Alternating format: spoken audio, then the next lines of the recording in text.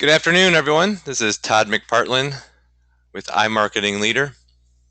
This is a weekly training for Tuesday, April 29th. Today we're going to go over you don't need to create traffic, you just need to step in front of it. So this picture here really depicts what is actually going on the internet. There's a ton of traffic out there all over the web, social media, search screens, websites. There's just a ton of people out there. So today we're going to go over a couple different ideas and ways to actually just step in front of that traffic and redirect them to you. So this is the same graph or chart here that we kind of go over at the beginning of every one of these lessons. This is our R4 marketing system. So at the bottom you have reputation. This one is all about that second layer, reach. This is about trying to reach out to your potential prospects and bringing them to you. So you want to make sure that you pay attention here if you're looking for new customers. And there's a previous video on the rest of them if you want to go ahead and go back and watch those different ones. So this is from my book, Automation Domination, a Business Owner's Guide to Dominating Your Market Online, which is available at all major retailers online and in several bookstores in a bunch of countries. So you should be able to get access to this book. It's a good companion to this training. It's a very quick read, not a lot of fluff in there. I try to get straight to the point, and I have a lot of action steps in there. So that is the title of that chapter.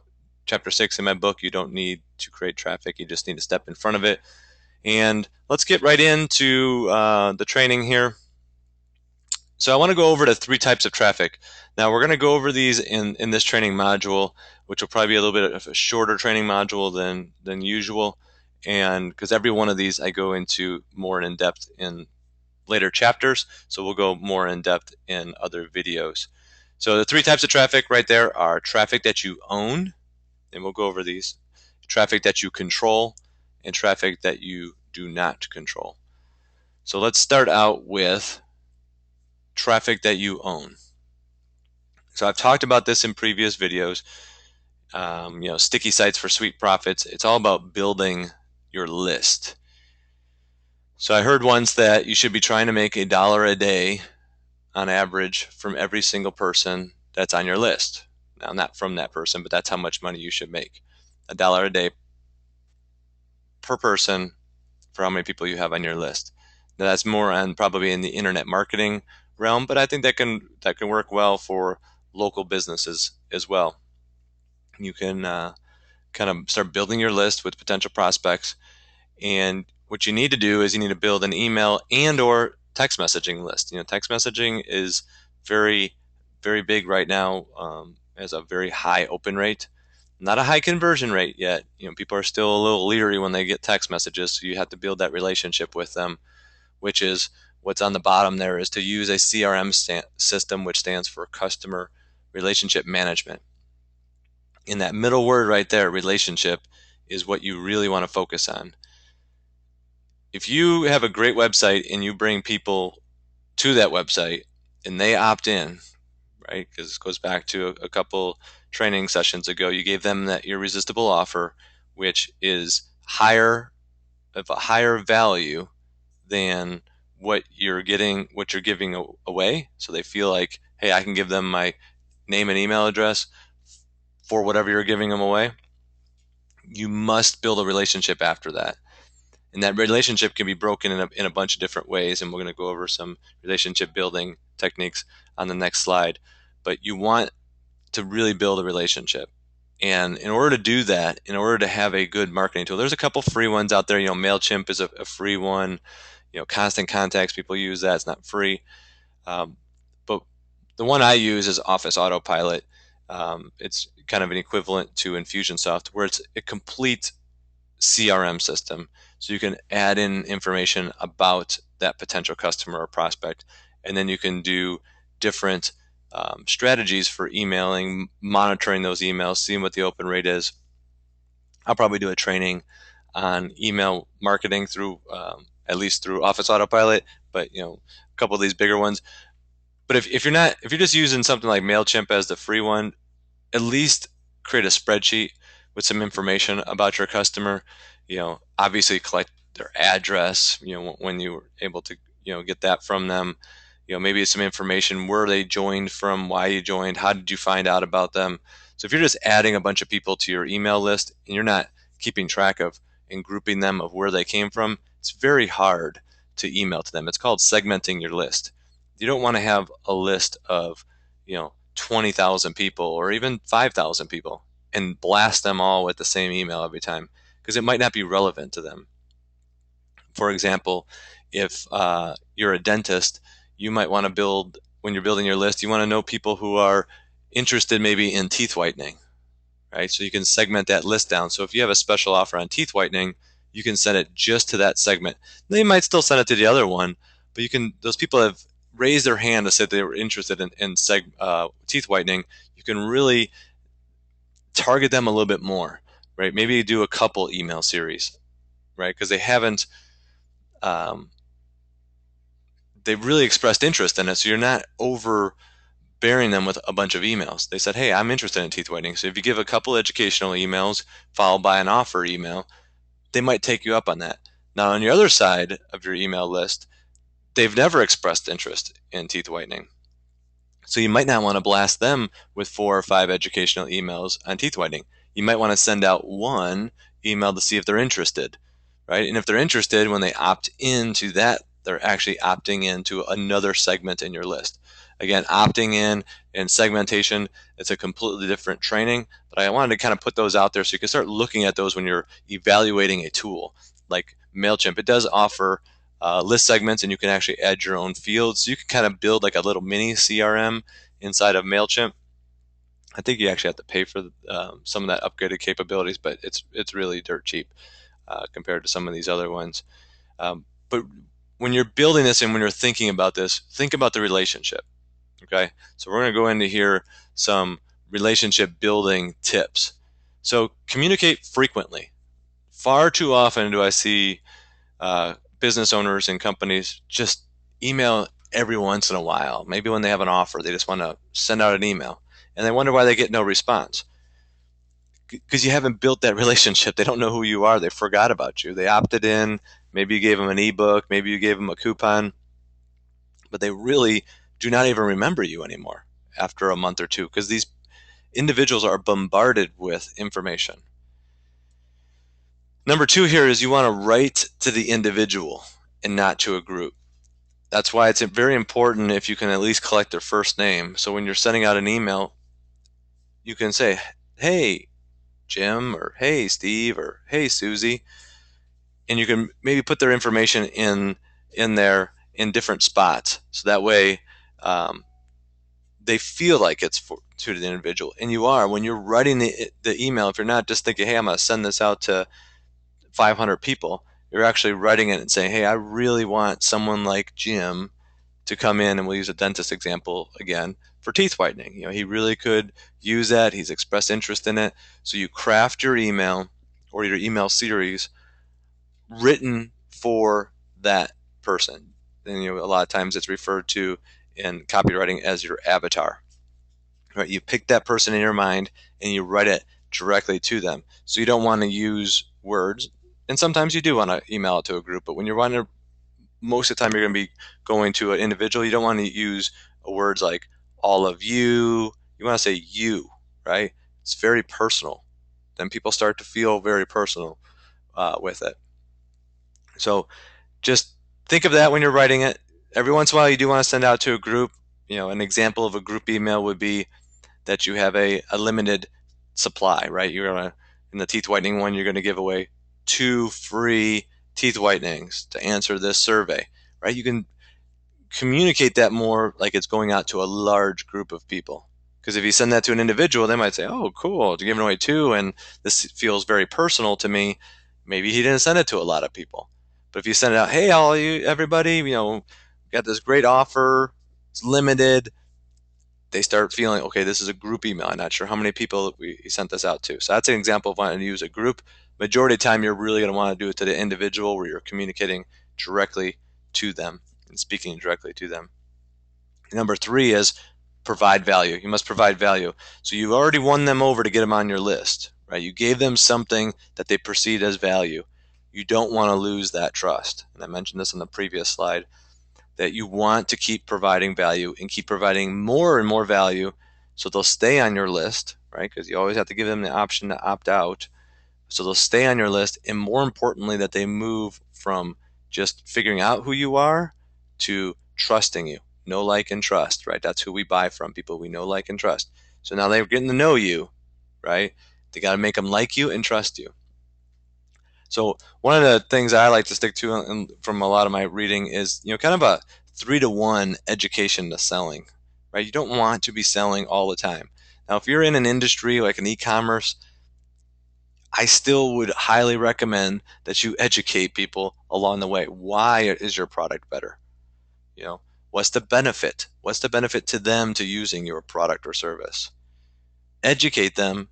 And even in the education emails, you can still do a soft sell at the bottom.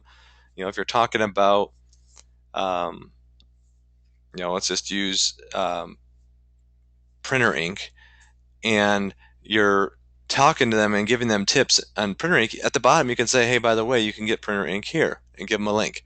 That's a soft sell. A hard sell or a upfront sell would be more like, hey, today we got an offer for 10% off, right? Try to get that to the 3-to-1. A lot of people want to, because they don't do it, back to number one, communicate frequently enough. They feel like they must sell every single time. And if you do that, you're gonna ruin your list, because people are gonna opt out, right? They're getting sales all the time. Nobody wants to be sold anymore. They want to figure out that they actually want to buy from you. So try to really stick to that 3-to-1. Um, I might even be on the 5, 6, 7, 10-to-1.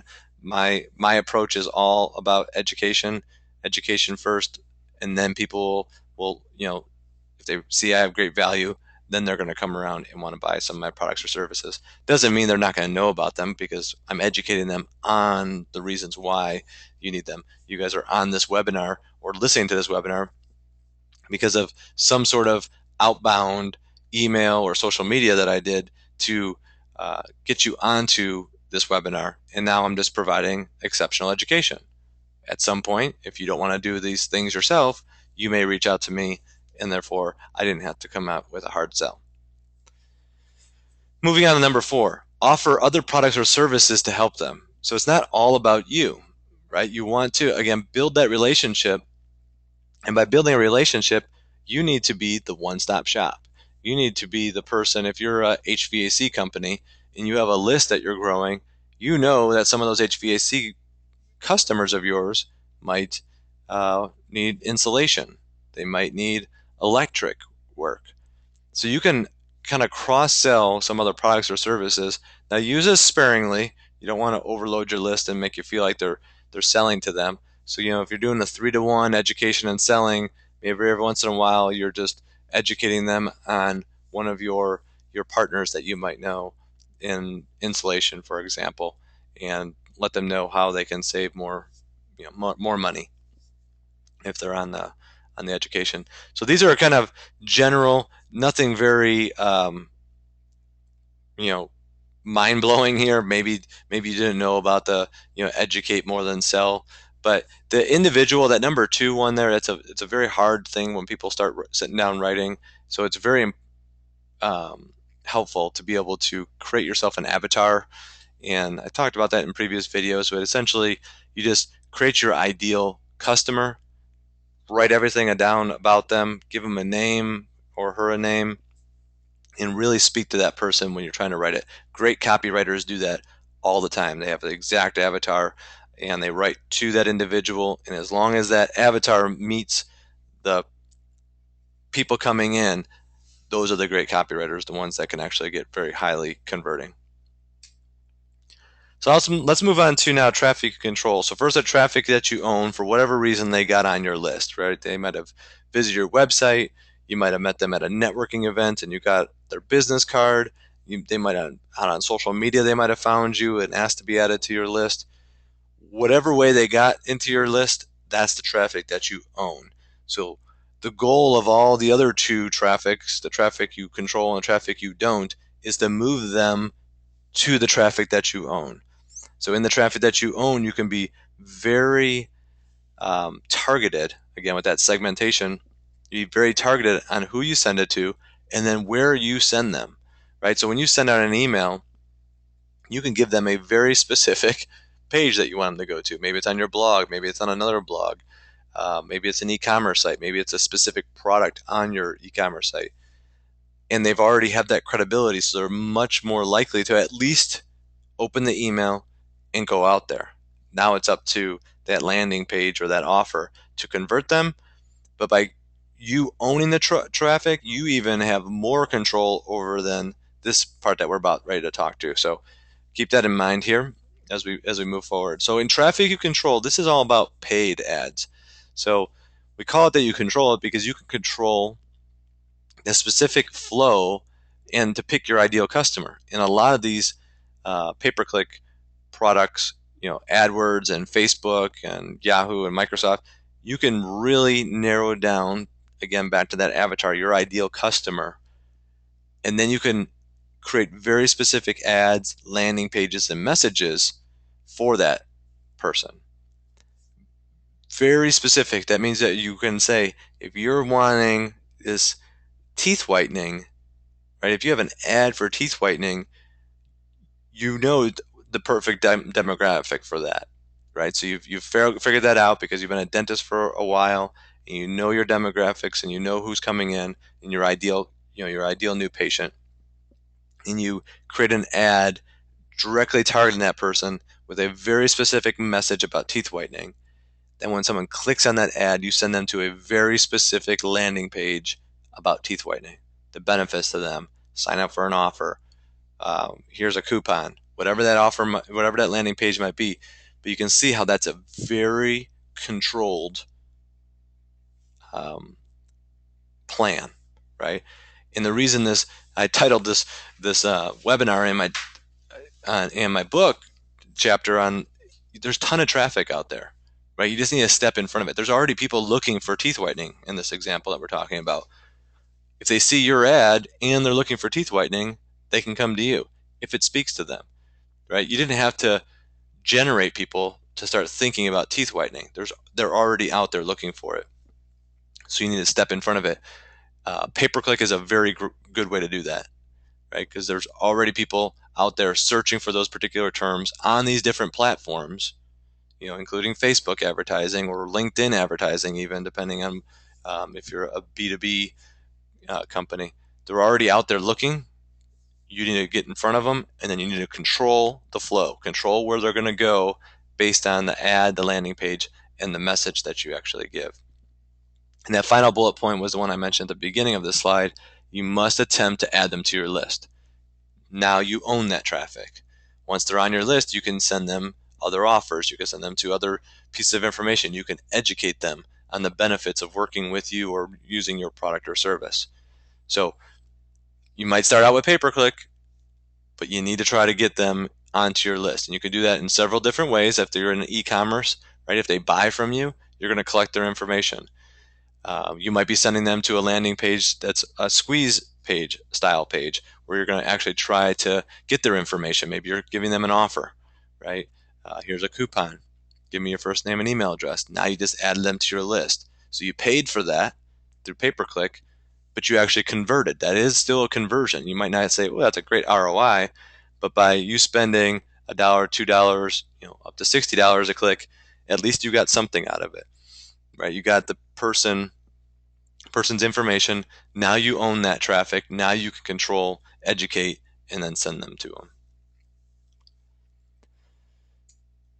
All right, traffic you don't control. So this is more of the natural traffic, and this is, search engine optimization. That's what SEO stands for. Social media, backlinks from other websites, forums. And the reason you don't control it is you have no idea where they're coming from, how they found you, where they're going to end up on your site. This one is a little harder to get people to get into your funnel, get onto your list, right? Because sometimes it's not great traffic. And I'm going to go over some different types of keywords that you could be targeting when you're doing some search engine optimization and building high quality content. right? So you're building content on your website. You might be doing some other search engine strategies, backlinking, posting out in forums, social media. But ultimately, someone ends up on your website. You don't know what page they're going to end up on. Depending on how your website's set up, you might not be able to capture their information, but you need to still try to do that, right? The conversion is going to be a lot less than it would be for pay-per-click, because the pay-per-click you can narrow down that demographic. So that example, the teeth whitening, you know it's a teeth whitening person that's going to end up on that page. Now, if you have a page about teeth whitening on your website and it's starting to get some traffic and starting to get ranked, you can get some information from them, because now I'm on a, they're going to land on this page, and I see a lot of traffic coming to that page. But in general, it's not as high a converting as pay per click, just because of the narrowed focus. They're clicking on an ad, that means that they're interested. Clicking on an organic search might not necessarily mean interest. They might still be in the research phase, right? So you want to update your website and social properties as often as possible, several times a week, several times a day. Social media, I just did a recording on that one. 2 to 4 times per day is suggested for social media, because of the distribution of social media. It does not go out to all of your followers or friends or connections if you're using LinkedIn. It's only going to go out to a small percentage of those until people start to interact with it. So you want to be able to update those a lot. Updating your website will put you in the eyes of Google and Bing and Yahoo, in the eyes that this website's active, they're the authority, and then maybe they'll give you higher ranking for those particular ones. And the last bullet point there is, I talked about, you need to attempt to add them to your list. So you still need to have that opt-in, still need to have that irresistible offer. So let's talk about types of keywords. There's really two different types of keywords, and keywords would be anytime they go into a search engine and they're going to be searching for something. There's the buyer type keywords and the do-it-yourself or DIY keywords. You want to focus on buyer keywords only. So one example here is fix leaking toilet versus toilet leaking. Right? The first one is a DIY, somebody looking to fix a leaking toilet. They're looking for a how-to. If you go put that all over and start writing content on your site, you're going to get a lot of do-it-yourselfers coming. Now, if you're a plumber and know that most people are not good at that, you might provide some education on how to fix a leaking toilet, knowing that you're building that relationship with them, maybe adding them to your list, and they might call you. But it's not worth it, in my opinion, to go after those, especially with pay-per-click, because why would you pay for someone just to educate them, right, without an end game, right? A DIYer, most people will never buy, right, because that's what they want to do it themselves. Versus the toilet leaking one, my toilet is leaking right now, I need a plumber now. I'm a buyer, I'm ready to go, right? So you want to focus on those. Um, let's see, another example is pest control. How to get rid of termites is different than termite prevention or termite detection, or just termites plus the town name, right? People are searching termites plus the city or the town. They're looking for a pest control company. If someone says how to detect termites, they're looking to figure out how to do it themselves. Maybe they're looking for the best product to use. So you really want to narrow that down so you really understand the different types of keywords. And when you do your keyword research, and I'm going to show you the Google keyword tool here in a moment where you can kind of get started on there. When you do that keyword research, you have to filter out all those DIY ones. Don't waste your time on those. Now you might put those in blog articles to give yourself some authority, but don't spend money on those with pay-per-click. Don't spend a lot of time writing articles for those. Really focus on the buyer ones. So before we get into the keyword research tool, I wanted to give you some action steps here. So first, you need to research and get 3 to 6 buyer keywords. Don't go and try to get 100. You need to narrow your focus down. And get 3 to 6 that you're actually going to do. You can use the keyword research tool from Google. I'll show you that here in a moment. It's just a brief introduction to it. It's either next week or the week after. We're going to go a lot more into pay-per-click. Then you can use pay-per-click to drive traffic for those particular keywords. You want to write high quality content around those keywords and put that on your website. Because now that you know these are buyer keywords, you can spend a little bit of money if you have it to drive traffic for those keywords. If you have money or don't have money, you should be putting high quality content on your website around those keywords. Review your competition, see what they're using, see the words that they might be doing. Next step here, set up sort of CRM or something to capture your list. You really need to start building that list from day one, right? And if it's day 100 for you, start today. You need to start today building that list. MailChimp is a free one. Just go out there and get started with that. And then step number 4 is to set up the lead capture on your website.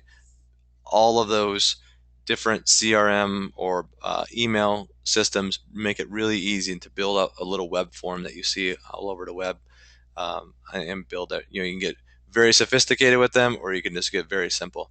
If you don't know how much traffic you have coming, get Google Analytics installed, figure out where your traffic's coming from. But all in all, these are some of the action steps that you should take away from this thing. So now I want to jump over and I want to show, if you do have any questions or anything, let me know. But I want to jump over and quickly, spend a couple minutes just showing you the Google Keyword Research tool, because this is a tool that you should really get familiar with. There's a lot of other tools out there that can help you with this. This one's free, and you want to go ahead. So to get into Google AdWords, you just have to create. You have a Gmail account. You don't have to even have any active campaigns running. You could turn everything off. You see on this account, I don't even have a payment form for this one. This is kind of my research account, just to do specific research for myself and for other clients. So best way to find this one is you just go out there and Google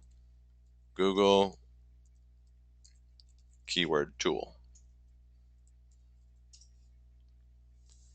Right? And there it is right there. So if you just click on that, it's going to bring you into, want you to sign into AdWords. If you don't have an account, go ahead and create one. Just create another Gmail account if you don't want to tie it to your current Gmail account. And then you can use that username and password. So in the beginning, what you want to do is set this up for whatever your main product or service is plus your city, right? That's the search. And over here on the left, you can start narrowing this down in a bunch of different ways.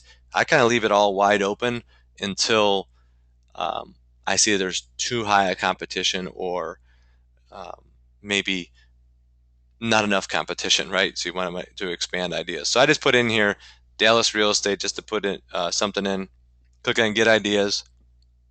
Google will run out there and get a nice little chart, kind of see if there's a trend that's going on here. So search volume trend. Certain times of the year, real estate. Certain times of the year it's higher, and certain times of the year it's lower. It might be for your business as well. So you want to kind of know that when you're targeting for pay-per-click. And then the term will be up here on the top, and then if you click on keyword ideas, it'll actually give you a bunch of other keywords that Google has kind of connected with the term that you put in there. So for example, in this one, Dallas real estate, roughly 5,400 people a month are searching for that. Competition's very high. So they tell you how many people are using pay-per-click to go for that. So this isn't really taking in consideration search engine optimization or anything like that. This is really just talking about pay-per-click. But it's a good indication if people are paying for something, then they're probably also doing the free pieces of it. So competition's high doesn't mean you shouldn't go after it. The next piece is the suggested bid. That's where you kind of want to know, is this too high of a dollar amount for me? That's how much you would have to pay per click. Again, I'm going to go into this in great detail. I kind of wanted to give you something to get started, to find some relevant buyer keywords. So I want to kind of scroll down here, not really paying attention to the average searches and the competition. maybe a little bit in the searches to know, are people really looking for that? But you can see there's a ton of people looking for all this. But more, let's focus on what are buyer keywords. So Dallas, Texas real estate. Is that somebody who's looking to buy real estate? Is that someone who's looking to investigate the real estate market? Maybe they're looking to do a report on real estate. So that may or may not you know be a good buyer keyword. You'd have to do some investigation on that one. That might be one that you would go after with pay per click and see what kind of traffic you're getting. Are people coming because they want to find a realtor, or they're wanting to buy real estate, or they're just looking for it? Real estate in Dallas, Texas, that might be someone that's actually looking, more for it. Dallas luxury real estate. Yep. Now let's get a little bit more specific, right? So if you kind of come down here, Dallas real estate agents. Okay. Well, why would they be looking for an agent if they weren't, looking to buy, right? So you can see the 170 people a month search for that. You start getting that cost a little bit higher, right? You know, every once in a while, Google will throw in other things like an attorney. Obviously, you're not an attorney, so you can just blow by that one. Dallas real estate for sale. That's somebody who's looking to buy, right? There'll be 170 people. That could be a very good keyword to target. Dallas real estate news, not a good one, right? That's a non-buyer keyword. That's someone that's just investigating. So you wouldn't want to spend any money on that. So you can get the idea here. I don't want to spend a ton of time again. Like I said, I'm going to do a whole training session on pay-per-click and how to evaluate it. But for this sake, just go through, get those keywords, and then if you have the funds, and before we do the pay-per-click, you can go out and go do that. If you don't have the funds, just start writing content around those. For example, that one up here about the homes for sale. You can write with that keyword in mind and go write a nice article on your website about you know why what homes are for sale and why they should come work with you as an agent, and just do a lot more of a benefit for that. So I hope this was helpful. Again, I'm going to get a lot more into the Google AdWords tool and plus some other tools in the PPC section. So I just wanted to give you a high level on the three different types of traffic. So in a recap here, so it's the traffic that you own. That's where you want to ultimately get everybody. That's the people that are on your email list or your mailing list if you're sending them postcards and things. You want to get people there. Next one is the traffic that you control. That's all through paid. So if you have the budget, use it wisely, learn pay-per-click and practice on a small dollar amounts, and practice and really split test everything before you just open that wide up and spend a lot of money. But you must have some high converting pages. And one of those conversions you want is you want to try to move them over to traffic that you own. The last form of traffic is the traffic you don't own, right? That's all your search engine and your social media traffic. So you might drive someone from a social media post to your website. You don't know where they're really going to land. Social media might be able to get them in a little bit more of a controlled, but it's really more of a non-control because you really don't know where those people are going to be coming from. They might have found you in a search engine result. So conversion is going to be less on those, but you still want to be able to try to move them into the traffic that you own. So get out there, go follow these action steps, go figure out some buyer keywords, 3 to 6 buyer keywords, get some sort of mail campaign set up, whether it's MailChimp and the free one with Constant Contacts, or you can use SendPepper, one of the bigger ones, or even Office Autopilot or Infusionsoft if you're in that more graduate level where you're going to start keeping a lot of information. Go out there, do that, study your competition, figure out what they're doing, write some high quality content. Even if you're doing pay-per-click, write that high quality content. And I will see you next week. And let's quickly look at and see what next week is going to bring. See what we're talking about next week. Go out to the website here. This is where you can find all the training right underneath online training. So this is the one we're talking about right now. And you can see next week we're going to talk about the money is in your list, where we're going to talk about how to really get really more in depth in that traffic that you own. Figure out what is the best way to actually work with your list. So thank you very much. This is Todd McPartlin with iMarketing Leader, and I will see you next week.